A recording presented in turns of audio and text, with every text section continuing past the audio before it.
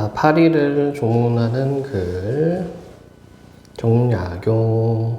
풍자죠, 풍자. 그치? 경호년, 여름에 쉬파리가 말할 수 없이 들끓었다. 백성들이 되겠지. 거기 뭐라고 돼 있어요? 아잔들의 학정에 죽은 백성들. 온 집안이 가득 차고 바글바글 번식하여 산이나 골이나 쉬파리를 득실거렸다. 높다란 누각에서도 일찍이 얼어 죽지 않더니 술집과 떡집에 구름처럼 몰려와 밍밍거리는 소리가 우리와 같았다. 뭐뭐와 같다. 지기법. 그러니 노인들은 탄식하여 궤변이 났다 하고 소년들은 떨쳐 일어나 한바탕 때려잡을 궁리를 하였다. 어떤 사람들은 파리 통발을 놓아서 거기에 걸려 죽게 하기도 하고 어떤 사람은 파리약을 놓아서 그 약기운에 어질어질할 때 모조리 없애버리려고 하였다. 이런 광경을 보고 나는 말하였다. 자, 이런 것들을 보면은 이제 거의 이제 수필에, 고전 수필에 해당되는 거니까, 그치? 항상 경험이 있습니다. 사실적 경험이 있는 거고, 이것에 대한 이제 의견이 나오는 거죠. 아, 이것은, 자, 깨달음이죠. 결코 죽여서는 안 되는 것이다. 왜냐하면 이것들은 분명 굶주려 죽은 백성들이 다시 태어난 몸이기 때문이다. 그 슈파리를 뭘로 보고 있습니까? 굶주려 죽은 백성들. 얼마나 기구한 삶이었던가. 애처롭게도 지난해 연병이 돌게 되었고 거기다가 또 가혹한 세금까지 뜯기고 보니 굶어 죽은 시체가 쌓여 길에 질비하였고 내다버린 시체는 언덕을 덮었다. 수위도 관도 없이 내다버린 시체에 훈훈한 바람이 불어 더운 김이 올라오자 그 살과 살같이 썩어 문드러져 오래된 축인물과 새 축인물이 서로 괴어 엉겼다. 그것이 변해 구더기가 되니 냇가에 모래알마도 만배는 더 되었다. 이 많은 구더기들이 날개를 가진 파리가 되어 인가로 날아든 것이다. 그러니 28파리가 어찌 우리와 같은 무리가 아니겠는가. 서리법이 되겠죠. 28파리가 어찌 우리가 아니겠는가. 너희들의 삶을 생각하며 눈물이 절로 난다. 그 연민에 뭐랄까 심정. 그래서 밥도 짓고 안주도 장만해 놓고 너희들을 널리 청하여 모이게 하니 서로 기별해서 마음껏 먹도록 하여라. 그리고 다음과 같이 글을 지어 위로했다. 그래서 제목이 뭐라고요? 파리를 조문하는 글. 파리야, 날이 와서 음식상에 모여라. 수북이 담은 쌀밥에 국도 간맞춰 끓여 놓았고 술도 잘리고 향기롭고 국수와 만두도 곁들여 쓰니 어서 와서 너희들의 마른 목구멍을 적시고 너희들의 줄인 창자를 채워라. 파리야, 날아서 고을로 들어갈 생각하지 말아라. 굶주린 사람을 엄히 가려내는데 아전들이 부태잡고 앉아 그 얼굴을 살펴본다. 대나무처럼 빽빽히 늘어선 사람들 중에서 유행이 한번 뽑힌다 해도 겨우 맹물처럼 멀건초 한 모금을 얻어 마시는 것이 고작이다. 자, 이렇게 하고 있어. 당시에 했던 구휼이라고도 하죠. 이것에 대한 어떤 풍자를 좀 하고 있죠. 운 좋게 뽑혀도 맹물처럼 멀건 죽 한 모금 얻어 마실 뿐이다. 이렇게 얘기합니다. 그런데도 묵은 곡식에서 생긴 쌀벌레는 고을 창고에서 위아래로 어지러이 날아다닌다. 그러니까 곡식이 있음에도 불구하고 이걸 안 풀고 있다는 얘기야. 돼지처럼 살찐 것은 힘있는 아전들인데 서로 짜고 공이 있다고 보고하면 상을 주었으면 주었지 책임을 묻는 일은 없다. 지금과 똑같대? 지금도 공무원들이 헛짓거리 해도 뭐 책임지는 공무원이 없잖아요, 그냥. 보리만 익으면 그나마 구휼하는 일을 끝내고 잔치를 베푼다. 종가복을 치고 피리 불고 눈썹 고운 예쁜 기생들은 춤을 추며 돌아가고 교태를 부리다가는 비단부채로 얼굴을 가린다. 그런 속에 비록 풍성한 음식이 남아돌아도 너희들은 결코 쳐다볼 수도 없는 것이다. 파리야, 날아서 객사로 돌아갈 생각이란 말하라. 깃대와 창대가 삼엄하게 꽂혀있다. 돼지고기, 쇠고기, 고기, 솥에 가서 부글부글 끓고 있고 메추리구이, 붕어지짐에 오리로 쿡 끓이고 꽃무늬 조각한 중백기 약과도 차려놓고 실컷 먹고 즐기며 어루만지가 놀지만 커다란 부채를 휘두르는 통에 너희는 엿볼 수도 없다. 우두머리 아전이 주방에 들어 음식을 살피는데 입으로 숯불을 불어가며 냄비에 고기를 지져내고 수정과 맛이 훌륭하다고 칭찬이 자자한데 호랑이 같은 문지기들이 철통같이 맞고서서 너희들이 예언하는 소리는 들은 척도 않고 소란을 피우지 말라고 호통친다. 수려한 안에 앉아 제멋대로 판결한다. 역마를 달려 급히 보고하는데 내용인즉 마을이 모두 편안하고 길에는 굶주려 수척한 사람 없으니 태평할 뿐 아무 걱정이 없다고 한다. 그러니까 거짓 보고 올린다는 얘기죠. 파리야, 환생하여 혼이 돌아올 생각 말아라. 아무것도 모르는 지금 상태를 축하해라. 길이길이 모르는 채 그대로 지내거라. 사람은 죽어도 내야 할 세금은 남아서 형제에까지 미치게 되니 6월 되면 벌써 세금 독촉하는 아전이 문을 걷어차는데 그 소리가 사자 울음소리 같아 산악을 뒤흔든다. 세금 낼 돈이 없다고 하면 가마솥도 빼앗아 가고 송아지도 끌고 가고 돼지도 끌고 간다. 그러고도 부족하여 불쌍한 백성을 관가로 끌고 들어가 곤장으로 볼기를 친다. 그 매맞고 돌아오면 힘이 빠지고 지쳐서 연병에 걸려 풀이 쓰러지듯 고기가 물끄러지듯 죽어간다. 그렇지만 그 숱한 원한을 천지사방에 호소할 데가 없고 백성이 모두 다 죽을 지경에 이르렀는데 슬퍼할 수도 없다. 어진이는 움츠려 있고 소인배들이 날뛰니 봉황은 입을 다물고 까마귀가 울어대는 꼴이다. 자, 여기 유추 들어갔네. 비유. 파리야, 날아가라고 하든 북쪽으로 날아가거라. 북쪽으로 천리를 날아 임금 계신 대궐로 돌아가서 너희들의 충정을 호소하고 너희들의 그 지극한 슬픔을 펼쳐보아라. 보악한 행위를 아뢰지 않고는 시비를 가릴 수 없는 것. 해와 달이 밝게 비쳐 빛이 찬란한 것이다. 자, 그렇다면 이때 해와 달이 의미하는 것은 임금을 의미하면서 어떤 공명정대, 광명을 의미할 겁니다. 정치를 잘하여 인을 베풀고 천지신명들에게 아뢰매 규를 쓰는 것이다. 규. 천자가 신하들을 임명하거나 신을 모실 때 손에 쥐는 물건. 천둥같이 울려 임금의 위험을 떨치게 하면 곡식도 잘 익어 백성들이 굶주림도 없어지리라. 파리야, 그때 날아서 남쪽으로 돌아오너라. 이렇게 쓰고 있습니다. 그래서 어떤 백성들의 힘겨운 삶의 모습을 파리를 통해서 전달하고 있다. 그래서 이렇게 되어 있죠. 파리 때의 인식의 차이. 사람들은 잡아 없애야 할 것인데 글쓴이는 죽은 백성들이 환생한 것으로 생각을 하고 있습니다. 자, 문제 하나만 풀어보도록 하죠. A에 대한 설명. 자, 묶어있는 것들. 미래의 긍정적 상황 아니고 역설적 상황을 통해 주제들을 하는데 글쎄 구체적 청자 설정한 말을 꺼내네. 파리야. 서리적 표현을 하려는 정서가 있었죠? 그럼 디귿과 리을이 되겠네. 답은 5번. 알았어. 자, 그 다음에 조친문입니다. 이 조친문은 뭐냐면 근조, 바늘, 글. 그래서 이것도 의나 들어간 작품이 되겠고요. 그러니까 바늘, 이렇게 뭐 안효자들은 예전에는 길쌈, 그 바느질, 요런 작업을 많이 하니까 제가 좋아하는 애착 바늘이 있을 거야, 그치? 근데 애착 바늘이 부러졌어요. 그것에 대해서 안타까운 마음을 마치 사람의 죽은 것에 빗대어서 표현한 겁니다. 그래서 여기 보면은 제문 형식으로서의 구성이라고 되어 있죠. 제문, 제사하는 글. 그래서 성격은 추모적입니다. 빠르게 보겠습니다. 유세차, 모년모월, 모일에 미망인 모씨는 두어자 글로써 침자에게 고하노니 침자의 바늘을 의인화했죠. 인간 부녀의 손 가운데 중요한 것이 바늘 이로되 세상 사람이 귀히 아니 여기는 것은 도저히 흔한 바이로다. 바늘이 흔하다는 얘기죠. 자, 앞에 보면 유세차, 모년 모일에 이렇게 얘기하는 것은 이제 제문 형식이야. 아까 얘기했지만 이제 바늘이 부러져가지고 이것에 대해서 좀 애처로운 마음을 표현하는데 이것은 마치 사람이 죽었을 때 제사 지내는 것처럼 표현했습니다. 이 바늘은 한낱 작은 물건이나 이렇듯이 슬퍼함은 나의 정예가 남과 다름이라. 오호 통제라. 자, 직접적으로 이렇게 정서 표현되어 있죠. 오호 통제, 아주 슬프다는 얘기야. 아깝고 불쌍하다. 너를 얻어 손 가운데 지닌 지 우금 지금까지 27년이라. 자, 이 말은 뭐니? 이 사람이 이 미망인 모씨가 27년 동안 바느질 했다는 것을 우리가 파악할 수가 있겠죠. 어이 인정이 그렇지 아니하리오 슬프다. 눈물을 잠깐 거두고 심신을 겨우 진정하여 너의 행장과 나의 회포를 총총히 적어 연결하노라. 행장, 살아온 날들. 회포는 이제 돌이켜 생각한다는 얘기가 되겠죠. 연결, 사람 죽었을 때 영면에 들다, 그 연결입니다. 연전, 몇 해 전에 우리 시삼촌께 없어 동지상사, 낙점은 이제 임명됐다는 얘기야. 동지상사는 사신의 우두머리입니다. 낙점을 물어 북경을 다녀오신 후에 바늘 여러 쌈을 주시거늘. 메이드 인 차이나죠. 근데 지금은 메이드 인 차이나면 뭐 근데 요즘 또 질도 좋아졌어요. 또 뭐 신기한 제품도 많고 얘네들 또 기술도 올라가니까.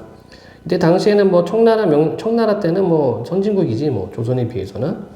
여러 쌈을 주시거늘 친정과 원근 가깝고 먼 일가 친척에게 보내고 비복들, 그러니까 하녀들 들도 쌈쌈이 나눠주고 그 중에 너를 택하여 손에 익혀 지금까지 해퍼했더니 여러 해를 풀어 같이 지냈는데 슬프다. 인연이 비상 보통이 아니어서 너희를 무수히 잃고 부러뜨렸을 때 오직 너 하나를 연구히 오래도록 보존하니 비록 무심한 물건이나 어찌 사랑스럽고 미혹하지 아니하리요. 설이 들어갔죠? 아까고 불쌍하면 또한 섭섭하더라. 그래서 여기는 바늘을 얻게 된 내력에 대해서 나타나 있다. 중국산입니다. 그지? 나의 신세 방명하여 스라의 한 자녀 없고, 자 위에서 미망인이라고 얘기를 했다. 그쵸? 남편도 일찍 죽었고 자녀도 없어요. 인명이 흉하나야 사람 목숨이 모질고 질겨서 일찍 죽지 못하고 가산 집이 재산이 빈궁하여 침선 바느질에 마음을 붙여 너로 하여 생애를 도움이 적지 아니하더니, 그러니까 바느질로 생기 꾸렸다는 얘기입니다. 오늘날 너를 연결하니 오 슬프다. 이는 귀신이 시기하고 하늘이 미워하심이로다. 자 그래서 여기서는 자신의 처지가 드러나 있습니다. 아깝다 바늘이여 어여쁘다 바늘이여 너는 미면 품질과 특별한 재치를 가졌으니 물 중의 명물이여 물건 중의 명물이여 철 중 철 가운데 뛰어나다 쟁쟁이라. 민첩하고 날래기는 백대의 협객이요 굳세고 곱기는 만고의 충절이라. 자 여기는 대구법 들어가 있죠. 그래서 협객, 충절 이런 식으로 또 의인화 했습니다. 추호 같은 부리는 말하는 듯하고, 자 여러분들 바늘 끝을 보면은 살짝 구부러져 있어. 살짝 구부러져 있습니다. 이게 이제 뜨려고 이렇게 하는 거죠. 그쵸? 그리고 또 이게 하다 보면 구부러져요 또. 그래서 추호 같은 부리는 말하는 듯하고 지규. 뚜렷한 귀는 소리를 듣는 듯한지라. 여기서 지규가 되겠죠? 능나 비단과 비단. 능나 두꺼운 비단과 얇은 비단을 능나라고 하고, 이건 계속 이렇게 반복하는 것은 강조하는 거죠. 능나와 비단의 난봉, 난조와 봉황과 공작을 수놓을 때 그 민첩하고 신기함은 귀신이 돕는 듯하니 어찌 인력 사람 힘이 미칠 바요. 여기서는 이제 바늘의 재주. 금년 10월 초십일 술시에 희미한 등잔 아래서 관대깃을 달다가, 관대깃은 이제 여러분들 옷 입을 때 이걸 카라라고 하죠. 옛날에 깃이라고 그랬고, 깃을 달다가 무심중가 무심코 직근등 부러지니 깜짝 놀랐다. 아 바늘이여 두둥광이 났구나. 정신이 아득하고 혼백이 산란하여 마음을 빻아내는 듯 두골이 깨쳐내는 듯 이스토로 밤 깊도록 기색 혼졸하였다가 겨우 정실 차려 만져보고 이어본 듯 속조롭고 하기로다. 소용없죠? 이미 부러졌으니까. 편자 거의 중국의 명의라고 되어 있습니다. 송날할 때 허중 같은 사람이야. 편작의 신술로도 장생불사 못하였네. 오래 살고 죽지 않는 건 못했다. 동네 장인 대장장 장인에게 떼이련들 어찌 떼일 것인가. 역시 서리법 들어있죠. 떼일 수가 없지. 바늘은 너무 얇아가지고. 한 팔을 베어낸 듯 한 다리를 베어낸 듯 아깝다 바늘이여 옷섬을 만져보니 꽂혔던 자리 없네. 오 통제라. 내가 삼가지 못한 탓이로다. 자 그래서 여기서는 바늘이 부러진 상황에 대해서 묘사. 무제한 너를 마치니 백인이 유아이사라. 자, 요거는 이제 중국 고사를 좀 들어갔어요. 백이라는 사람이 뭐라더라? 이게 중국 고사가 뭐였더라? 그냥 아니야. 누군가가 누군가에 대해서 탄핵하는 상소문을 썼는데 잘 모르는 사람이야. 예. 근데 그게 나중에 알고 보니까 자기가 오해해서 잘못 쓴 글이었습니다. 근데 그 사람은 어쨌든 죽었거든. 그러니까 나중에 그거를 애석해 한다면 그런 고사가 있어요. 백인이 유아이사라. 누구를 하나면 누구를 원망하려. 다 내 탓이다라는 얘기입니다. 능숙한 성품 솜씨와 공교한 재질을 나의 힘으로 어찌 다시 바라리요. 절묘한 의형 모습은 눈 속에 삼삼하고 특별한 품재는 심의 마음속에 삭막하다. 내 비록 물건이나 무심하지 아니하며 후세에 다시 만나 평생 동고지정을 다시 이어. 백년고락과 일치생사 한날에 태어나고 죽는 것을 한 가지 하기를 바라노라. 오호 에제라 바늘이여. 자, 그래서 바늘에 대한 또 슬픈 마음을 이렇게 나타냅니다. 문제 하나 한번 풀어보도록 하지요. 자, 4번 문제 한번 볼까요? 문맥을 파악하는 거. 미음. 부부의 인연으로 다시 만나서 영원히 행복할 수 있기를 간절히 바란다. 이게 부부인가? 백년고락과 일치생사를 한 가지로 바라노라. 모르겠다. 리을. 과장 표현 방식을 통해 이별해주는 슬픔을 강조하고 있다. 리을이 어디 있나요? 마음을 맞죠? 과장법. 그 다음에 디귿. 바늘의 속성을 인간 모습 비유해 구체적으로 나타냈다. 협객 이건가? 예, 맞고요. 니은. 바느질을 통해 생계를 이어왔음 짐작할 수 있고요. 기억. 바늘과 인연이 오래되었다. 기억. 너를 얻어 지금까지 27년. 그렇죠? 아닌 것은 5번 부부라기보다는 그냥 함께 하기를 원한다 이런 얘기가 되겠지. 질문 없으면 넘어갑니다. 규중치루 쟁론기 역시 고전수필에 해당이 되고요. 규중의 안여자의 방, 칠우 7가지 친구, 쟁론 거꾸로 하면 논쟁이잖아. 그래서 안여자방의 7가지 친구들이 서로 이렇게 논쟁을 한다 이런 얘기가 되겠습니다. 이때 칠우는 이제 뭐 가위, 뭐 다리미, 바늘, 뭐 실, 또 뭐 있지? 골무, 뭐 이런 애들이 있어요. 하나, 둘, 셋, 넷, 다섯. 2개는 뭐지? 읽다 보면 나오겠죠. 자. 하나가 생각이 안 나네. 보겠습니다. 이른바 규중치루는 그 의나 들어갔고, 부인의 방 가운데 읽어보시니 글 아는 선비는 필목과 종이 벼루로 문방 사우를 삼았으니 규중 여잔들 홀로 어찌 벗이 없으리요. 서리벗 있단 얘기야. 그게 7가지 친구란 얘기다. 이러므로 침선을 돋는 요 침선 바느질을 돕는 무리를 각각 명호 이름을 정하여 벗을 삼을 때 바늘로 세어 각시라 하고 세 가늘하다 요는 허리 가는 각시. 척을 척부인이라 하고 가위로 교두각시. 교차 두 머리. 인두로 인화분이라 하고 다리미로 울랑자라 하고 실로 청홍흑백각시라 하며 골무로 감투함이라 하여 7개 나왔죠? 각각 뭐니? 바늘, 척, 가위, 인두, 다리미, 실. 하나, 둘, 셋, 넷, 다섯, 여섯. 하나 뭐야? 골무. 7. 치료를 삼아 규중 부인의 아침 소세는 이제 뭐 손발 닦는 거죠. 이렇게 세수하고. 아침 소세를 마침에 7위. 그러니까 이제 7 친구가 일제히 모여 종시하게 따르기를 한 가지로 의논하여 각각 소임을 이뤄내는지라. 소임, 할 일. 하루는 추리가 모여 침선의 바느질 공을 의논하더니 척부인이 긴 허리를 재며 이르되 제후 모든 친구는 들으라. 나는 세명지, 굵은명지, 백저포, 세승포, 청홍롱나, 자라, 홍단을 다 내어 펼쳐놓고 여기 위에는 다 옷감 종류들이야.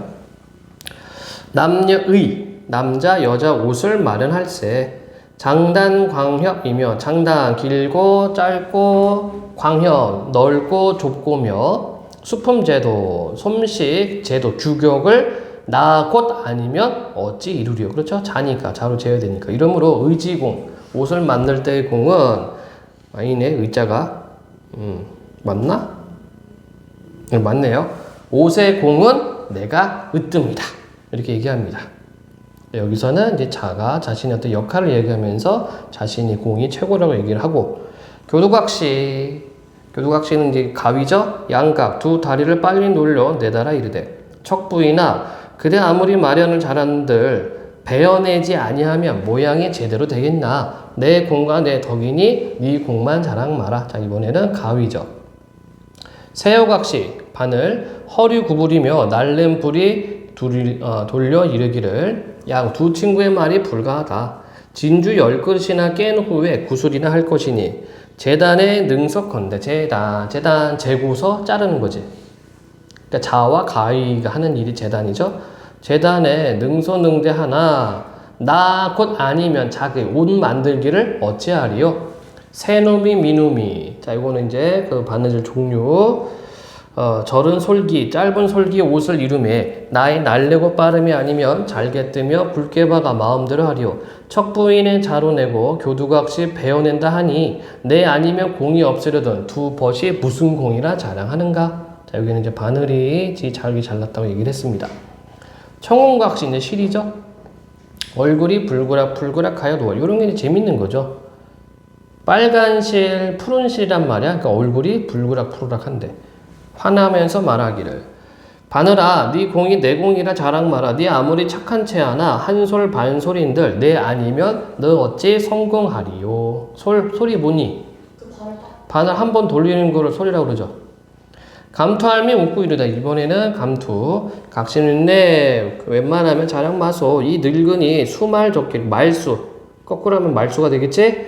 말소가 적기로 아가씨네 손뿔이 아프지 아니하게 바느질 도와드리니 고 옛말에 운 이르기를 닭의 입이 될지언정 소 뒤는 되지 말라 하였으니 청원각시는 새우의 뒤를 따라다니며 무슨 말 하시나. 그렇죠? 지금 이제 바늘한테 실한테 뭐라 하는 거야? 너는 맨날 바늘 뒤쫓아 댕기잖아. 이렇게 얘기를 하고 있고 실로 얼굴이 아깝다. 나는 항상 새우의 귀에 질렸으되 낫 가죽이 두꺼워 견딜만하고 아무 말도 아니한다. 자, 이렇게 되어 있습니다. 자, 규중부의 이건 진짜 사람. 시끄러우니까 사람이 본 거지.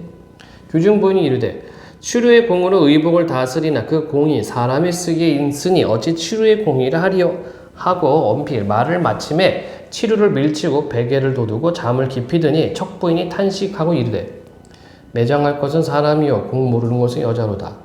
의복을 만들 때는 먼저 찾고 이뤄내면 일이 이루어지며 자기 공의를 하고 게으른 종 잠 깨우는 막대는 나 곧 아니면 못 칠 줄로 알고 내 허리 부러짐도 모르니 어찌 야속하고 노엽지 아니하리요. 자, 이번엔 이제 탄식하는 말투가 되겠네요. 교두각시 이어가로되 그대 말이 옳다. 옷 만들 때 벨 때는 나 아니면 못하려니와 못하려만 잘 드니 아니 드니 하고 내던지며 양각을 각각 잡아 흔들 때는 토심 좋고 노엽기가 어찌 측량하리 잴 수 있으리요. 새우가 혹시 잠깐이나 쉬려 하고 달아나면 항상 내 탓만 여겨 내게 집탈하니 마치 내가 감춘 듯이 문고리에 거꾸로 달아놓고 좌우로 보면 돌이켜보면 전후로 수험하여 얻어내기 몇 번인 줄 아시오. 치루 이렇듯 담론하며 회포를 이르더니 자던 여자가 문득 깨우쳐 치루더려 말하길 치루는 내 허물을 그토록 하느냐. 감투할미가 고두사와 머리를 조아려 말하길 젊은 것들이 망령되어 생각이 없는지라 족하지 못하리로다. 이때 족은 이제 만족하는 얘기죠. 만족하지 못하리로다. 저희들이 죄주가 있으나 공이 많음을 자랑하여 원망의 말을 지으니 마땅 결고현즉하되 결제 곤장 평일 깊은 정과 저희의 조그만 공을 생각하여 용서하시면 옳을까 하다. 여자가 말하길 할미 말을 쫓아 물시 용서하리니 내 손뿔이 성하는 것이 할매의 공이라 꿰어차고 다니며 은혜를 잊지 아니하리니 금나 비단 주머니를 지어 그 가운데에 넣어 몸에 지녀 서로 떠나지 아니하리라 하니 할미는 고두배사 머리를 조아려 절하면서 살해하고 제부 모든 친구들은 차마 부끄러워하며 물러나니라 이렇게 되어 있습니다. 그래서 이 작품의 특징은 이제 의인화를 하고 그다음에 또 인간하고도 대화를 한다는 점. 4번 문제 좀 볼까요? 보기 글쓴이가 규징추류에게 충고할 말로 적절한 것은 피천되기 플룻 연주자. 오케스트라와 같이 하모니를 목적으로 하는 조직체에 있어서는 멤버가 된다는 것만도 참으로 행복한 일이다. 그리고 각자의 맡은 바 기능이 전체 효과에 효과적으로 기여된다는 것은 의의 깊은 일이다. 서로 없어서는 안 된다는 신뢰감이 거기에 있고 칭찬이거나 혹평이거나 내가 아니요 우리가 반뜬다는 것은 마음 든든한 일이다. 자기의 악기가 연주하는 부분이 얼마 아니 된다 하더라도 그리고 독주하는 부분이 없다 하더라도 그리 서운할 것은 없다. 남의 파트가 연주되는 동안 기다리고 있는 것은 무음의 연주를 하고 있는 것이다. 그러니까 여기는 뭐 첫 번째 나와 있죠? 하모니. 그죠? 조화를 이루라는 얘기지. 그럼 답은 몇 번이 될까요? 5번. 각자의 맡은 바 임무를 성실히 수행. 질문. 만복사 젖보기. 고전수 수업으로 점핑이 됐네. 만복사 저포. 저포는 주사위 놀이인데 육각형 주사위가 아니고 이렇게 나무로 깎아서 젓가락 같이 생겨가지고 이렇게 던지는 거 있어요. 윷놀이처럼 그런 주사위입니다. 만복사에서 주사위놀이. 자, 전라도 남원에 사는 양생은 일찍이 어버이를 여인데 여태껏 장가를 들지 못하고 만복사 동쪽 골방에서 홀로 세월을 보내고 있었다. 무소리구만. 고요한 그 골방 문 앞에는 배나무 한 그루가 우뚝 서 있었는데 바야흐로 봄을 맞이하여 꽃이 활짝 피어 온 뜰 안에 가득 백옥의 세계를 환하게 밝혀놓았다. 자, 여기 양생하고 좀 대비되는 자연물이 배나무 한 그루가 되겠죠? 그는 달 밝은 밤이면 언제나 객회를 억누르지 못하여 나무 밑을 거닐곤 했는데 어느 날 밤 그 꽃다운 정서를 걷잡지 못하고 문득 시 두 수를 지어 읊었다. 한 그루의 백꽃나무 외로움을 달래주나 휘영정 달 밝으니 호송하기 괴롭구나. 푸른 꿈 홀로 누운 호젓한 들창가로 어느 집 이쁜님이 퉁소를 불어주네. 푸른 꿈, 보통 우리가 청운의 꿈 이런 말을 쓰죠. 이게 뭐야? 청운의 꿈이 어떤 젊은 날의 어떤 희망과 기대를 얘기를 하죠. 외로운 저 비취는 제 홀로 나라고 감정이입했네. 비취한테. 짝이른 원앙새는 맑은 물에 눈이 는데. 역시 객관적 상관물. 기보를 풀어보면 기록 보는 이제 걸음이라는 뜻이죠. 이제 바둑을 둘 때 그 순서를 기보라고 그래요. 기보를 풀어보며 인연을 그리다가 등불로 점치고는 창가에서 씨름하네. 자, 그래서 이제 바둑돌 갖다가 좀 점점 쳐본 거야. 근데 별로 안 좋은 것 같아요. 그래서 씨름한다 이렇게 얘기를 합니다. 한마디로 보니 징징징징 외로워 이런 거지. 니들도 이렇게 될 겁니다. 아닌가? 그렇게 될 수가 있어요. 예. 마음에 드는 짝을 못 만나면 나중에 한 10년 뒤에 막, 그치? 안 그래, 유빈아? 누나는 언니는 뭐 하고 있니? 그치, 학교 다니지. 남친 생겼대? 아니요. 아직 안 생겼어? 지금 3학년인가? 네. 남친 없었어? 네. 어떡해. 이 대학 생활을. 왜? 왜 솔로로 댕기는 거야, 왜? 대학 생활을. 전 제 동생 남친이랑 여친 있대요. 어? 제 동생 여친 있대요. 모르지, 내가 어떻게 알아? 있겠어? 어? 없어요. 있겠냐고. 남고에서 무슨, 어떻게 사귀냐, 남고에서. 사귀를 다 사귀는데. 그다 능력 되는 애들이지. 네 동생이잖아. 네가 생각해봐. 있을 것 같아? 아니요? 그래. 어? 야, 누나도 모르는 거를 뭐 내가 어떻게 알아? 어? 이거 당연히 뻔한 거 아니야? 네가 봐도 뻔한데 타인이 보면은 뭐. 저 안 그랬는데 걔 왜 그래? 참나. 한번 썸주 한번 타봤다고 참. 어? 아 썸이 아니라 여자 들었거든요. 아이고 참나. 아니, 그게 연애야 그게? 아이고 그냥 소꿉놀이 하는 거지 뭐. 꼬맹이들 그냥. 예? 그러니까 이 사람 지금 어때? 양생은 죽겠죠 그냥. 시를 다 읽고 나자 벼랑간 공중에서 이상한 말소리가 들려온다. 진정으로 자네가 좋은 배필을 얻고자 하는데 그것이 어려울 게 있으리요. 그냥 공중에서 소리가 나는 거야. 이 소리를 듣고나 양생은 속으로 상당히 기뻐하였다. 그 이튿날은 마침 3월 24일이었다. 해마다 이날이 되면 그곳 마을에 많은 청춘 남녀들이 을에 만복사를 찾아가 향불을 피우고는 각기 제 소원을 비는 풍습이 있었다. 아마 수업하다가 이런 얘기 한 적 있을 거야. 지금이야 뭐 옥타곤이다 어디다 이렇게 클럽 놀러 가는데 이때는 고려 때는 뭐 그런 게 없잖아, 그지? 어디 가요? 절. 법회 할 때 이제 뭐 보는 거죠. 이날 양생은 저녁에 기도가 끝나자 법당에 들어가서 소매 깊이 간직하고 갔던 저포 주사위에 저포를 꺼내 불전에 던지기 전에 먼저 소원의 기도를 하였다. 자, 위로 부처님, 오늘 저녁은 제가 부처님과 함께 저포놀이를 하려고 합니다. 만약에 제가 지면 법연을 차려서 연은 파티 연이죠, 연회. 그러니까 법연이라고 하면은 이제 좀 이렇게 좋은 승려들, 고승들 이렇게 초청해서 강연하는 거야. 법연을 차려서 부처님께 갚아드릴 것이고 만일 부처님께서 지시면 반드시 제 소원인 어여쁜 아가씨를 얻게 해 주시옵소서. 뭐 옛날이나 지금은 예쁜 게 장땡이죠. 안 그래? 어? 여자는 예쁘면 장땡이고 남자는 잘생기면 장땡이지 뭐, 그지? 뭐 옛날에 지금 뭐 없어요. 이게 똑같은 겁니다. 예.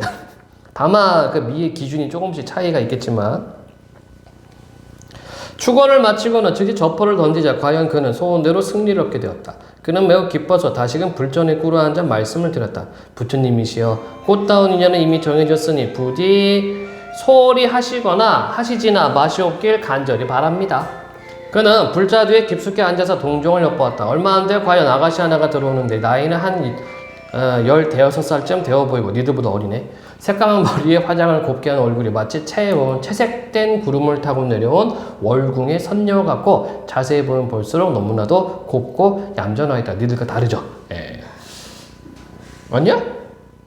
여기 뭐라고 돼 있어? 새까만 머리에 화장을 곱게 한 얼굴이 마치 채색 구름을 타고 내려온 월궁의 선녀 같고, 그쵸? 예. 완전 그게 옛날식의 어떤 그 미의 기준인 거지. 요즘 뭐 연예인 중에 누가 있을까? 김고은? 에이. 난그 배우 예쁜 건 모르겠더라. 한소희. 한소희요? 한소희는 예쁘다기보다는 멋있어. 진짜. 둘 다 있으면 둘 다. 남자가 봐도 멋있어요. 와. 한소희 별로 안 좋았거든? 근데 그 넷플릭스 그 뭐지? 형사로 나오는 거 있거든. 경찰로. 어? 3단목 촥! 와! 남자 후드로 패는데, 와, 씨. 아, 물론 액션이 좀 어설펐어. 근데 워낙에 몸이 가냘프잖아. 근데 되게 열심히 하더라고. 내가 그거 보고 팬 됐습니다. 와, 걸크러쉬. 씨. 또 누구 있지? 아, 장원영. 걔는 진짜 예쁜 것 같아요. 너무 커. 너무 커. 키가 뭐 177? 175? 거기다가 힐 신잖아. 보통 5cm짜리 7cm에 신는다고. 그럼 180 넘어가요. 무섭다. 그리고 제발 기획사 새끼들은 밥 좀 먹였으면 좋겠어요. 너무 빼딱 꼬라가지고. 딱 그거, 그 뭐야, 핑미 할 때 그때가 제일 보기 좋았는데. 너무 말랐어, 얘가. 자, 그녀는 배곡 같은 손으로 등잔에 기름을 부어 불을 켜고 향로에다 향을 꽂은 뒤 3번 절을 하고는 꿇어앉아 슬피 탄식했다. 인생이 박명하다고는 하나 어찌 이와 같을 줄 알았겠는가. 그녀는 품 안에 간직하였던 축원물을 꺼내 삼가 불탁 위에 얹어놓고 또다시 흐느껴 울었다. 이 모습을 엿보고 있던 양생은 방탕한 정서. 불이 붙는 거지. 걷잡지 못하여 갑자기 불자 뒤에서 튀어나와 말했다. 아가씨, 당신은 도대체 누구며 방금 불전에 바친 그로는 무엇이오? 양생은 그녀의 대답을 기다리지도 않고 그 불전에 바친 그로를 집어들었다. 땡땡골 땡땡 동네에 사는 소녀 땡땡은 외람됨을 무릅쓰고 부처님께 말씀드립니다. 이마적 변방이 허물어져 도적들이 노리더니 표독한 왜구. 이 왜구 새끼들 아주 그냥. 왜구가 침입해와 봉화를 자주 들었다는 것은 전쟁 상황이라는 얘기죠. 전투를 계속했습니다. 왜구가 건물을 파괴하고 백성을 노략해 가자 친척과 노복이 동서남북 사방으로 정처 없이 분산되었습니다. 이제 버드나무같이 가냘픈 소녀의 몸이라 먼 길 피난하기가 여의치 못하여 규방 심기에 숨어들어 금석 같은 굳센 정절 더럽힘이 없었건만 야속한 우리 부모 이 여식의 수저를 과히 그르지 않다 여겼기에 벽지에 옮겨두어 초야에 묻혀 살기를 속절없이 3년이라. 이르니? 자기가 정조를 지켰다는 얘기야. 그거를 부모가 어떻게 생각해? 야, 너 정말 잘했다 하면서 아주 시골에다가 얘를 이제 갖다 놓은 겁니다. 정조 계속 지키라고. 3년이 지났다는 얘기죠. 달 밝은 가을밤, 꽃피는 봄동산, 들구름 흩날리고 흐르는 물이 처량할 때, 자, 그 왜 처량하다라고 생각합니까? 아니, 이렇게 자연 좋지 뭐 나는 혼자거든. 그치? 그러니까 얘도 지금 자연물과 대비돼서 자기 정서를 표현하고 있어요. 그윽한 골짜기에 평생 박명 한숨에 겨워 때때로 임을 그려 채란의 외로운 춤을 슬퍼하였는데, 자, 채란의 외로운 춤, 이건 이제 고사. 세월이 흘러 계절이 바뀌니 서러운 간장 다 녹이고 혼백마저 흩어졌나이다. 자비하신 부처님이시여 이 소녀를 불쌍히 여기셔 각별히 돌봐주옵소서. 인간의 한평생은 수명이 정해져 있고 부부의 백년가약을 어길 수 없사오니 아무쪼록 꽃다운 배필을 점태 주시기를 간절히 바랍나이다. 그러니까 얘도 어때요?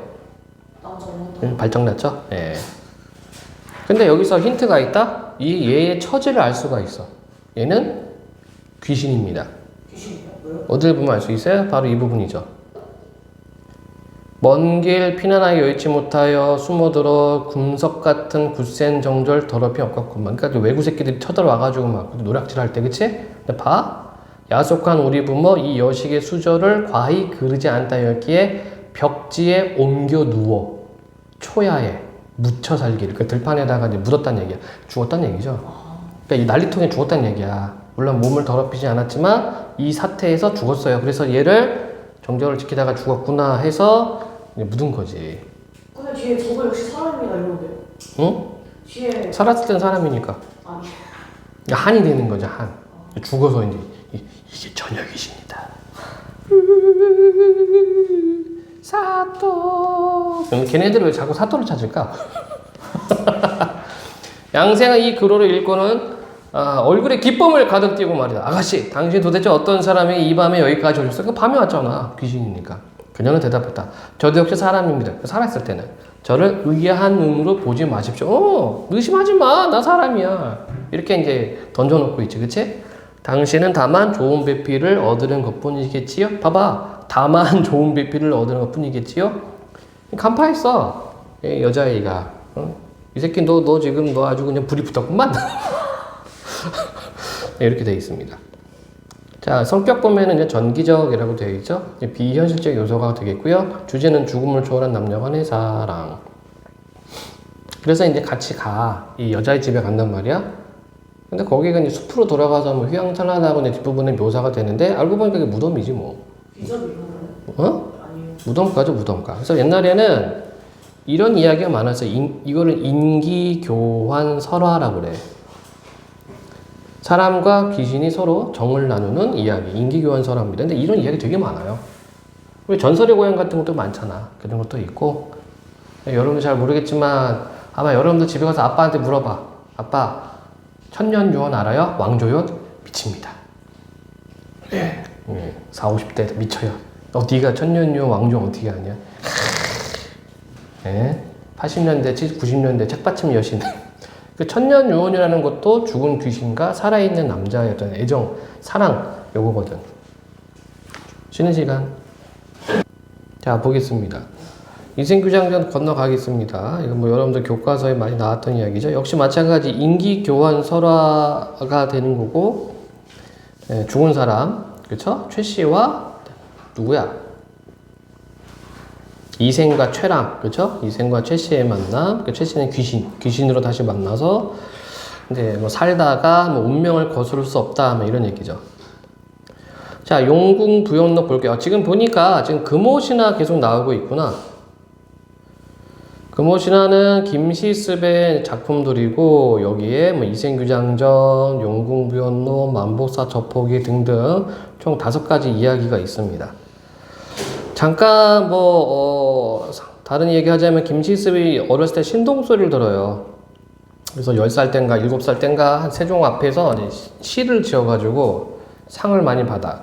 그래서 이제 김시습이 나도 나중에 지편의 학자가 되어서 세종을 도와드려야 되겠다 했는데 이제 왕이 바뀌었죠. 그럼 나 훌륭하게 공부해가지고 좋은 신하가 되어야 되겠구나 했는데 단종이 폐위되고 이제 세조가 됐죠. 그때는 이제 충격이었기 때문에 모든 걸 다 포기하고 이제 떠돌이 생활을 하기 시작합니다. 근데 이제 엄마가 얼마나 가슴이 아파, 그지? 어릴 때 신동이었는데 애가 망가지니까. 그래서 엄마 심심하지 말라고 5가지 이야기를 쓰는 거야. 이게 우리나라 최초의 소설입니다. 조선에. 응? 조선에. 뭐라고? 조선 아니에요? 그게 왜 효자야? 뭐 이름을 남겼으니까 뭐 옛날 방식을 보면 입시는 아니지만 양명은 한 거지. 응? 앞으로 뭐라 해야 되나, 한국 역사, 문학사에서 길이길이 이름을 남겼기 때문에 양명은 했죠. 입시는 아니지만. 용궁부연록, 용궁에 놀러간 노래예요. 고려 때 한생이 살고 있었는데 젊어서부터 글을 잘 지어 조종에까지 알려주고 문서로 평판 나이다. 뭐 자기 모습이 되겠죠. 하루는 한생이 거실에서 해가 져물 무렵 편안히 앉아있는데 호련히 푸른 정오를 입고 복두, 그 두건 이렇게 머리에 쓰는 것들, 낭관, 산의 낭자입니다. 낭관, 두 사람이 공중으로부터 내려왔다. 전기적 요소, 비현실적 요소. 그들이 뜰에 엎드려 말하였다. 그러니까 이런 게 우리가 지금 뭐 마블이나 이런 히어로물 있잖아. 우리도 많아, 이런 내용들이. 히어로물 많아요, 우리도. 이런 거 드라마를 만들면 재밌을 텐데. 재미없나? 갑자기 구름 타고 내려오고. 그래서 10여 년 전에 강동원 나왔던 영화 전우치전 나왔을 때 이게 진짜 한국형 히어로물이다라고 해서 그 인기도 꽤 끌었어요. 재미도 있었고. 근데 그 다음에 나온 거 망했지. 뭐예요? 그 영화. 그리고 시간이 훅 지나고 그 감독이 외계인 일부 이걸 만든 거야. 폭망했죠. 그러니까 제목 자체가 타이틀이 외계인 일부야. 그럼 2부로 나와야 되는데 2부 못 만들어. 네? 1편은 엄청 폭망해서 그때 배우가 누구야? 김우빈, 김태리, 또 누구지? 뭐겠지 그러면? 염정아, 뭐 쟁쟁한 배우잖아. 시나리오가 개판이거든. 와, 저걸 덧다구밖에 못 쓰나? 그러니까 할 얘기가 너무 많아지는 거야. 할 얘기가. 우리가 마블을 좋아하는 이유가 뭐냐면 나는 DC 팬이긴 하지만 마블 재밌게 봤거든. 마블이 재밌던 게 어벤져스와 있고 어벤져스라는 것을 모이기 전에 아이언맨 이야기가 있고 토르 이야기가 있고 각각의 이야기들 있잖아. 이 영화가 있잖아. 각각의 영화가 있잖아.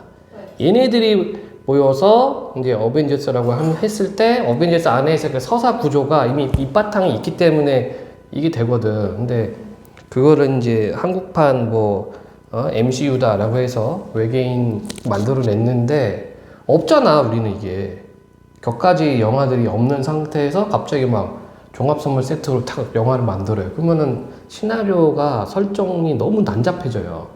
집중 못하지. 이분 개소리야 이렇게 돼버린다고. 아, 노스랑 똑같네요. 응. 이게 문제죠. 그러니까 욕심이 많았던 거야. 타겟을 딱 잡아가지고 가야 되는데 영웅들이 히어로들이 거기서 너무 많이 나와. 각각의 어떤 그 개연성을 부여하다 보면 큰 줄거리를 놓쳐버리거든. 나 같은 강사 나부랭이도 그걸 알고 있는데, 그러니까 차라리 그냥 전우치 2나 찍든가. 그거는 간단 명료하거든. 도술 부리는 우치가 이제 퇴마하게 요괴들을 물리친다. 뭐 그건 간단하잖아요, 그렇죠? 거대 서사가 있기 때문에 거기다가 몇 명 붙여서 하면 되는데 외계에는 각각의 이야기들이 너무 많아요. 걔도 나오지, 형사로. 외계인 일부에서 걔 누구지? 수영 선수였는데 이제 배우 하는 애. 걔 누구예요? 미안하다 사랑하다 걔 누구야? 소지섭. 소지섭도 나오고 그래요. 그러니까 배우들이 탄탄해. 방금 얘기했잖아. 시나리오 개판이라고. 이야기가 쓰레기니까. 그 정도예요? 그리고 한국 관객도 수준 높아. 영화 보는 거 수준이 엄청 높아요. 진짜로. 아, 그거 비슷하게 공부해서.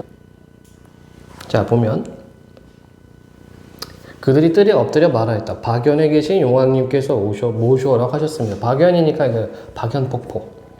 한생이 깜짝 놀라 얼굴빛이 빈해지면서 말하였다. 신과 인간 사이에는 길이 막혀 있는데 어찌 서로 통화할 수 있겠어.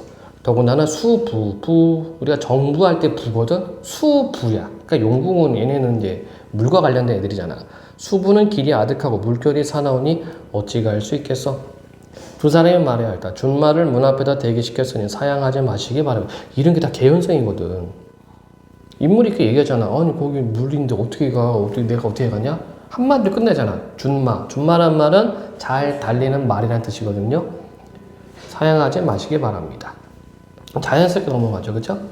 그들이 몸을 굽혀 한생의 소매를 잡고 문 밖으로 나서자 과연 총이 한 마리가 있었다. 총 말갈기와 꼬리가 파르스름한 흰 말. 몸은 하얀데 갈기하고 꼬리가 파르스름해요. 금 안장 옥 굴레에 누런 비단으로 배띠를 둘렀으며 날개가 돋쳐 있었다. 말이 천마, 그렇죠? 전기지 요소 들어갑니다. 종자, 시종들은 모두 붉은 수건으로 이마를 써매고 비단 바지를 입었는데 열댓 명이나 되었다. 손님 맞이를 제대로 한다는 얘기죠. 종자들이 한생을 부축하여 말 위에 태우자 깃발과 일산을 든 사람이 앞에서 인도하고 기생과 악공들이 뒤를 따랐다. 그 두 사람도 호를 잡고 따랐다. 말이 공중으로 올라가 날기 시작하자 발 아래에는 구름이 뭉게뭉게 있는 것만 보였다. 땅 아래에 있는 것은 보이지 않아. 자, 이제 뭐 한 겁니까? 인간 세상에서 이제 어떤 그 신의 세계, 그쵸? 이쪽으로 이제 진입하는 거죠.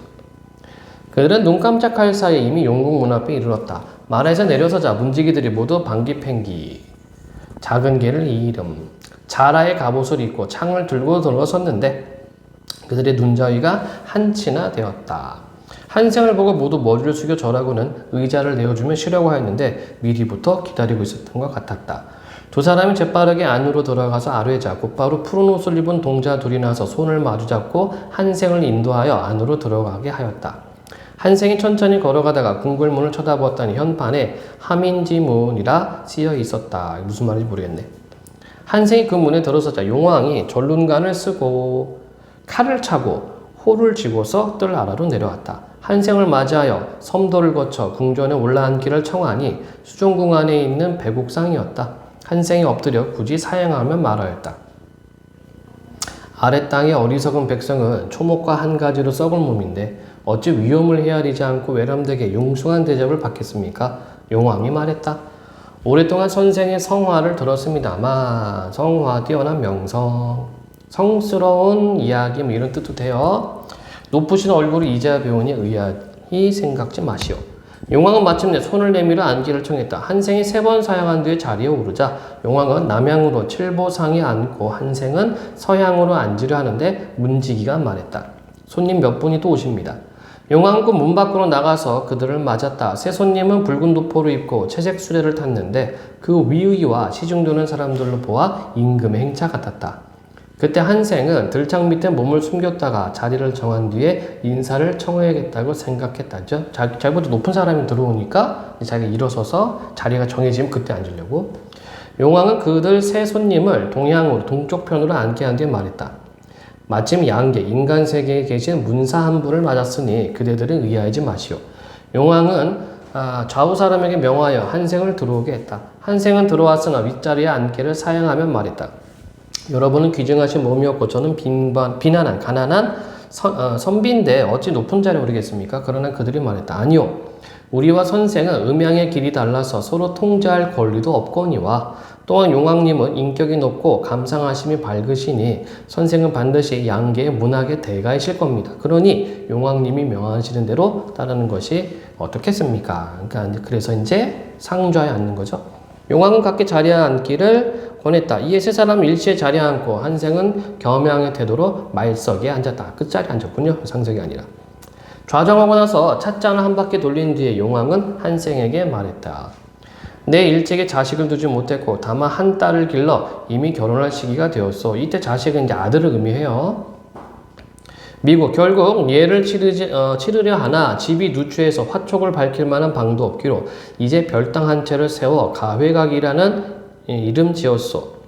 남은 준비는 다 되었으나 다만 상량문이 마련되지 못했소이다. 내 들으니 선생은 이름이 사만에 떨치고 제주가 백가에 우뚝하다 하여 특별히 초대한 것입니다. 자, 초대한 이유가 드러났죠? 상량문을 좀 써달라 이거죠. 나를 위하여 상량문 한 편을 지어주시는 것이 어떻겠소? 말이 끝나자 두 아이가 푸른 옥뷰로와 소상반죽으로 만든 붓 그리고 이름난 비단 한 폭을 받들고 와 앞에 꿇어 앉았다. 한생이 곧 일어나 붓을 잡고 즉석에서 글을 쓰는데 그 글씨는 마치 구름과 연기가 서로 얽히는 듯 했다. 질문요. 없니? 나중에는 이제 돌아오는데 다시 꿈으로 이제 표현이 됩니다. 그래서 이제 여기 나와 있는 것처럼 임몽, 꿈, 강몽 이거를 이제 환몽구조라고 하죠. 꿈속에서 돌아온다. 이렇게 볼 수가 있겠습니다. 여기는 패스할게요 그냥. 홍길동전 안 봐도 되죠? 봐야 되나? 최척전 이것도 안 봐도 되지? 교과서에서 여러분 많이 봤을 겁니다. 임진록 보겠습니다. 역사 소설이 되겠네요. 역사적 사실을 바탕으로 허구적 이야기에서 뒤섞여 있는 거 이런 거를 요즘은 팩션이라고 한다며 팩트와 픽션을 합쳐서 또 팩션 또 이렇게도 얘기합니다. 임진록 삼영당이 용궁서관을 가지고 자 벌써 전기적 요소 튀어나오죠.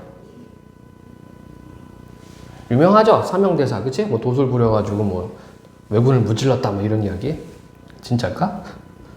삼영당이 용궁서관 편지를 가지고 즉시 단을 모으고 단상에 올라 사해를 향하여 무수히 합장 배려하고 인하여 대사께 하직하는데 대사가 말하길 부디 조심하려니와 외왕이 필연 취매 커져 동정을 살피고자 하여 5가지로 청하리니 그중 어려운 일이 있거든 향사를 향하여 4배 4번 절하면 자연 도움이 있으리라. 삼영당이 스승의 교령을 듣고 가르침을 듣고 길을 떠날 때 만조백관이 심리허에 나와 전송하더라. 그 모든 벼슬아치들이 나와서 배웅을 해주고 있습니다. 삼영당이 관역에 돌아오니 외왕이 제시 모든 신하를 모아 의논하기 말하기 이제 삼영당의 거동을 보니 듣는 말과 같아 법력이 심상치 아니한지라 장차 어찌하리요? 그러니까 이 내용도 보면은 여기 삼영대사가 또 히어로처럼 나와요. 도술도 부리고. 모든 신하가 대답하기를 그리 마옵고 이 앞에 승당이란 못이 있으니 깊이가 30길이나 되는지라 사명덕을 하여금 방성을 주어 물 위에 띄우고 그 연못에 놀게 하소서. 만일 부처가 명백하오면 물에 가라앉지 아니하리다. 그래서 사명당을 뭐 살아있는 생부처다 뭐 이렇게 이야기를 하는 그 부분이 앞부분이 있어요. 외왕이 그 말을 옳리 여겨 그대로 한 후 사명당을 청하여 좌정 후 왕이 가로되 이 앞에 승당이란 못이 있으되 경계절성에 경치가 뛰어나서 한번 구경함직하니 저 방석을 타고 물 위에서 완경 천천히 구경하는 것이 어떠하냐. 서명당이 사양치 아니하고 조선을 향하여 사배하고 자 어려움이 있을 때는 그쵸? 향산을 향해서 4번 절하라고 얘기를 했습니다. 향산은 고향산이 되겠지.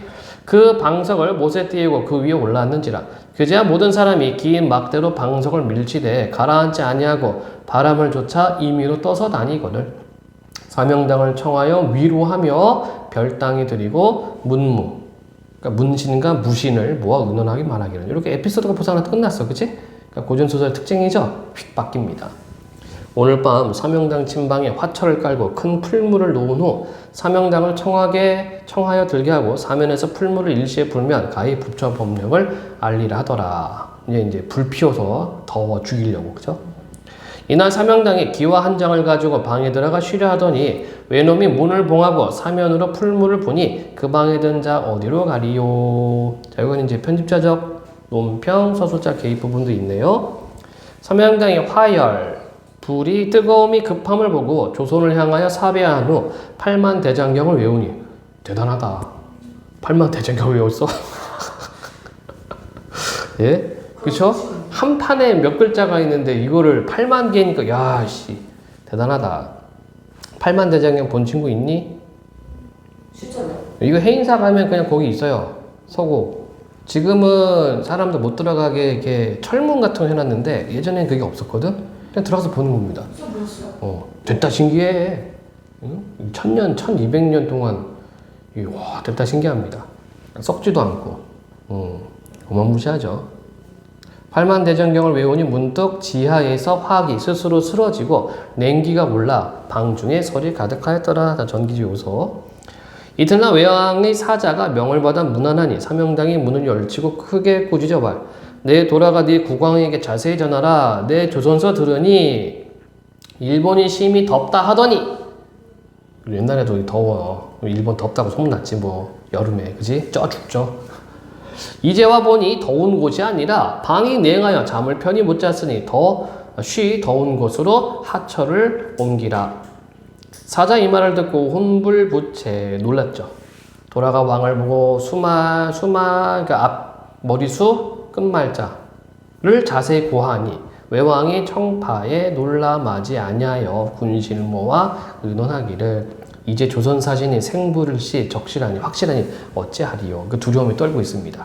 중략 외왕이 크게 놀라 말하기 그러면 장차 어찌하리요 하더니 문득 삼도태수 말하길 왕사는 이루었거니와 다시는 취맥할 일이 있습니다 하고 오색방석을 만들어 놓고 취맥할 때 즉시 대형 큰 잔치를 열고 사명당을 청하니 사명당이 들어와 보니 오색방석을 놓았거늘 사명당이 비단방석에는 신을 벗지 아니하고 백목방석, 무명방석에 신을 벗고 들어가 앉으니 외왕이 물어 말하길 비단방석에 아니하고 백목방석에 앉느냐?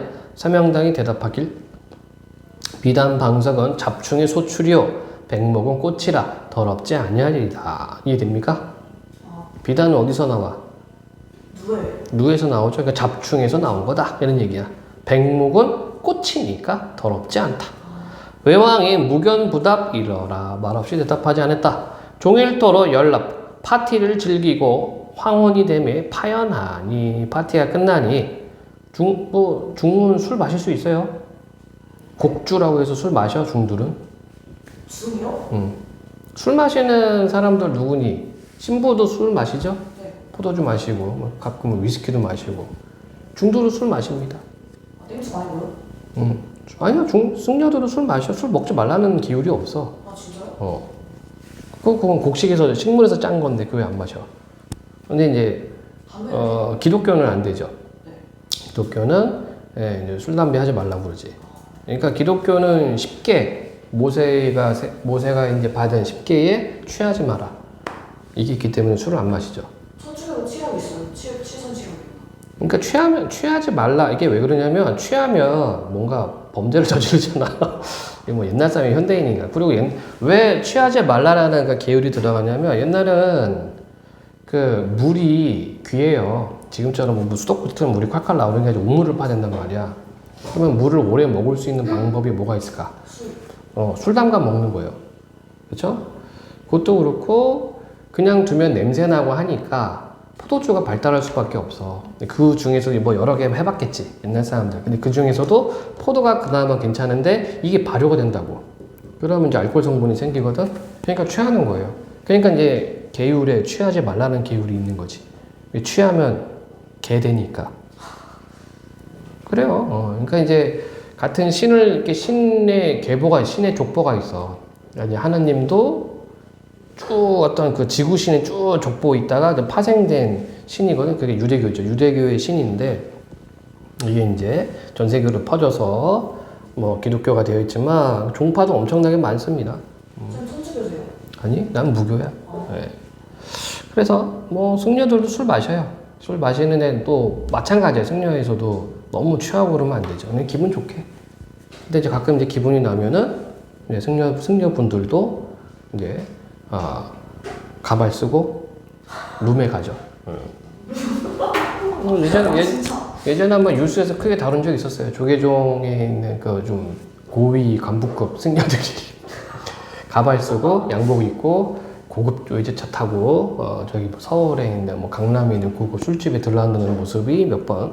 그렇죠. 그러니까 종교 사업이잖아. 종교 사업. 그렇죠. 뭐. 자 어쨌든 간에 백관이 주와 모든 신하들이 말하길 오늘 연석에 조선 사신을 보니 술과 음식을 좋아하오니 부처는 아니라 무슨 법수를 배워 사람을 미혹해 하오니 만일 이 사람을 살려 돌려보내면 반드시 후환이 되리다. 외왕이 말하길 그러면 어찌하여 죽이리오. 경등의 소견을 듣고자 하노라. 채만홍이 주말 신의 소견은 철마를 만들어 불같이 달구고 사명당을 태우면 비록 부처라도 능히 살지 못하리다. 외왕이 그 말을 옳게 여겨 즉시 풀물을 놓고 철마를 지어 만든 후 백탄을 산같이 쌓고 철마를 그 위에 놓아 달군 후에 사명당을 청하여 가로되 그대 저 말을 능히 타며 부처 법력을 가히 알리라. 사명당이 심주 마음속에 만극하여 납간을 쓰고 조선 향산을 향하여 사배하더니 문득 선역에서 오색구름이 일어나며 천지가 희미하거늘 사명당이 마지못하여 정이 철마를 타려더니 호련 병력소리 진동하며 천지 뒤눕는 듯하고 태풍이 진작하여 모래 날리고 돌이 다름질하고 산 밖으로 담아붙듯이와 사람이 지척을 분별하지 못할지라. 그 비가 엄청나게 쏟아지는 거죠. 경각 짧은 사이에 성 중에 물이 창에 불어넘쳐 바다가 되고 성 외의 백성들이 물에 빠져 죽는 자 수를 알지 못하여 사명당 있는 곳은 비 한 방울 안 잊었는지라. 외왕이 경왕실색하 이르되 어찌하여 천이 하늘의 위엄을 인정하리요. 예부상서 한자경이 말하길 처음에 신의 말씀을 들었어야 하며 어찌 오늘날에 환이 있으리까. 방금 사세를 생각할 건데 조선에 항복하여 백성을 편안히 한만 갖지 못하니이다. 외왕이 자경의 말을 듣고 마지못하여 항복문서를 써서 보내니 사명당이 높이 앉고 삼의 용왕을 호령하더니 문득 보아하되 외왕이 사자를 보내어 항서를 올리나이다. 쌤 여기서 질문이요. 네. 아니 그러면 그냥 그 매번 저하는 거 하지 말라고 하면 되는 거 아니에요? 뭐라고? 매번 저하고 하는 거 하지 말라고 하고 시키면 되는 거 아니에요? 뭐를 정하지 말라고 했죠? 매번 저하는 거요. 그거를 왜? 그거 하지 말라고 시키면 그냥 죽을 거를 왜?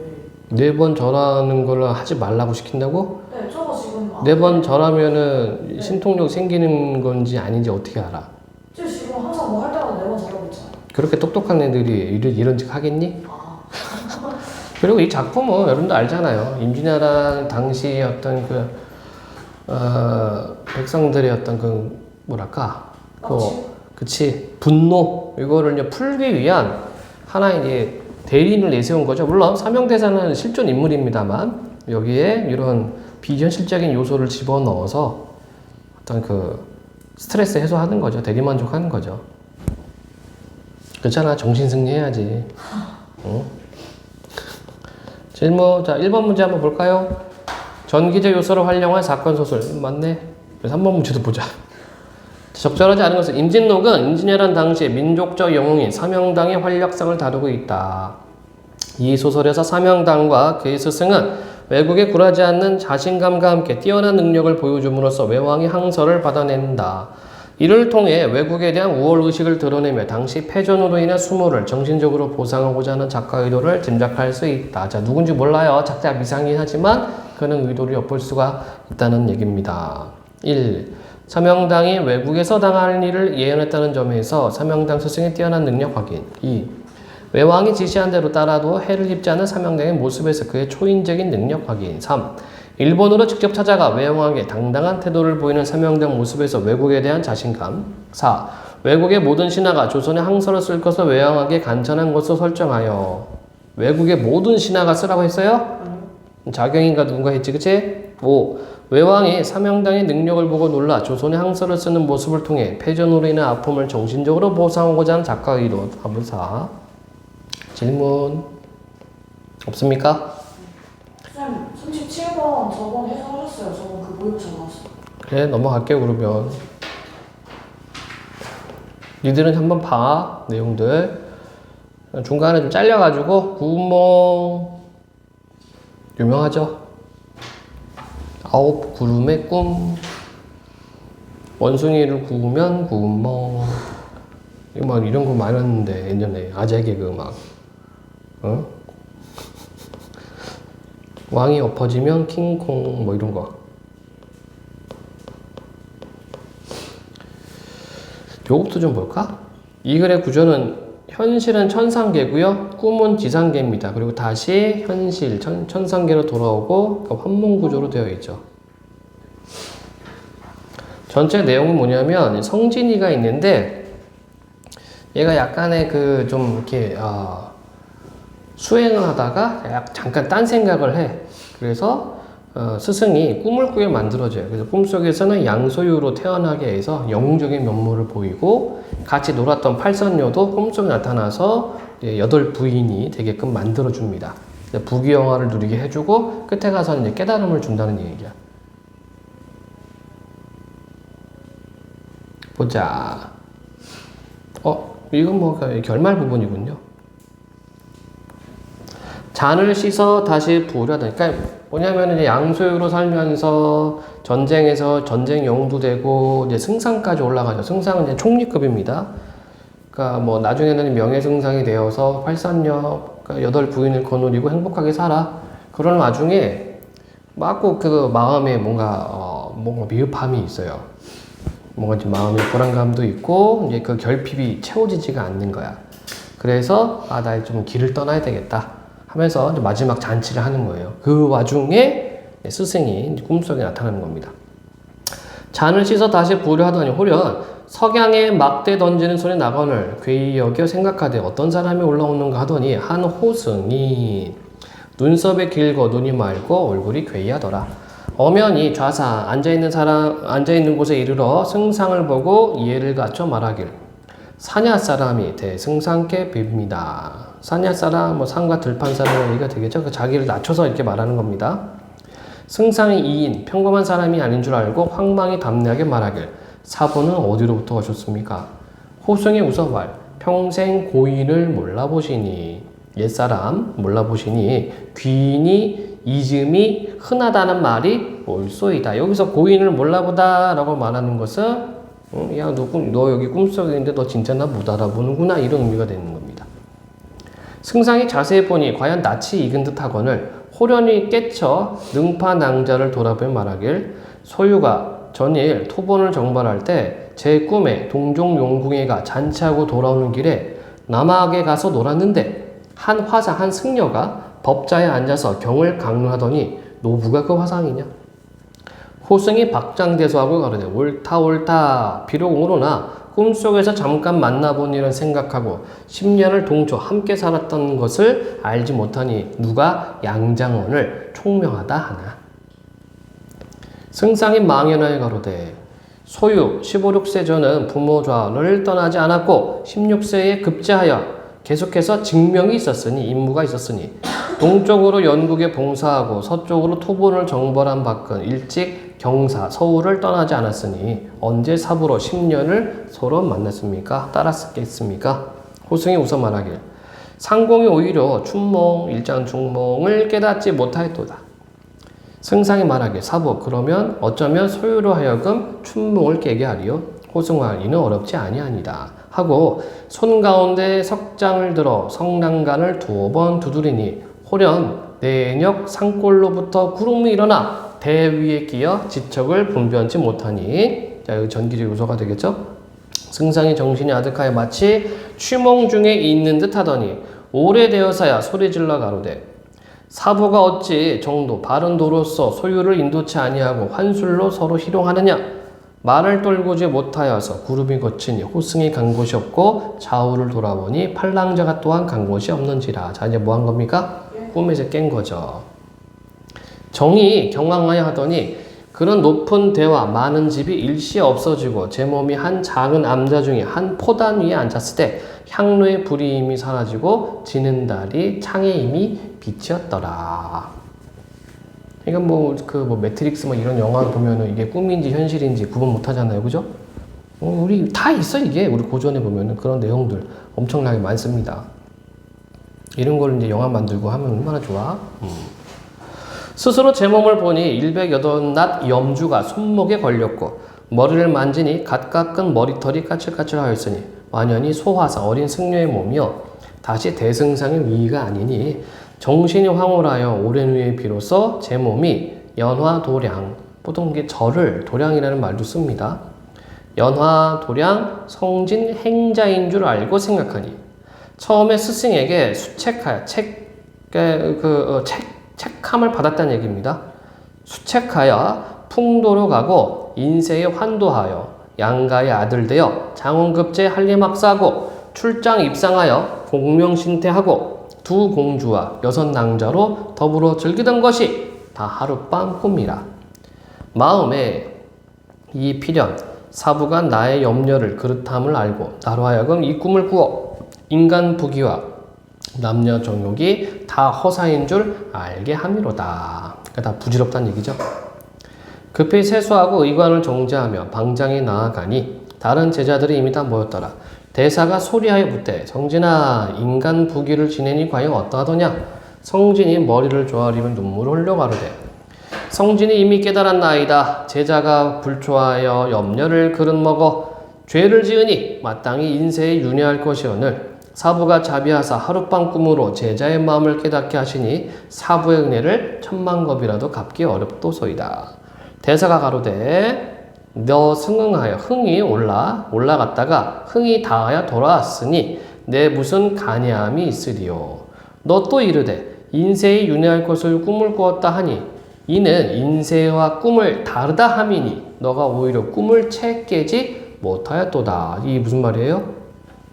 야, 꿈속에 그 양수도 너고 현실의 성이 넌데 그걸 왜 구분을 하니? 이런 얘기입니다.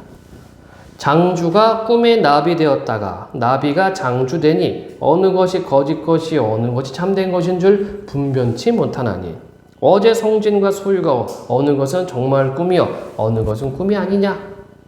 성진이 가로되 제자가 어리석어서 꿈과 참된 것을 알지 못하니 사부는 설법하사 제자를 위하여 자비하사 깨닫게 하소서. 그러니까 아직도 난 잘 모르겠다 이런 얘기죠. 대사가 가로되 이제 금강경 큰 법을 일러 너의 마음을 깨닫게 하려니와 당당히 새로 오는 제자가 있을 것이니 팔선녀 잠깐 기다릴 것이라 하더니 문지킨 도인이 들어와 어제 왔던 위부인 좌하 선녀 8사람이 또 와서 사부께 뵙고 싶다 합니다. 대사가 들어오라 하니 팔선녀가 대사 앞에 나와 합장 머리 조아리고 가로되 제자 등이 비록 위부인을 모셨으나 실로 배운 일이 없어. 자기 모신 사람 까고 있네. 세속 정욕을 잊지 못하였더니 대사의 자비하심을 입어 하룻밤 꿈에 크게 깨달았으니 제자 등이 이미 위부인께 하직하고 불문에 돌아왔으니 사부는 끝내 가르침을 바랍니다. 오케이? 이렇게 하고 뒷부분은 더 있어요. 내용이. 여기서 이제 끊어졌네. 그래서 인생사는 일장춘몽이라는 얘기죠. 그런가?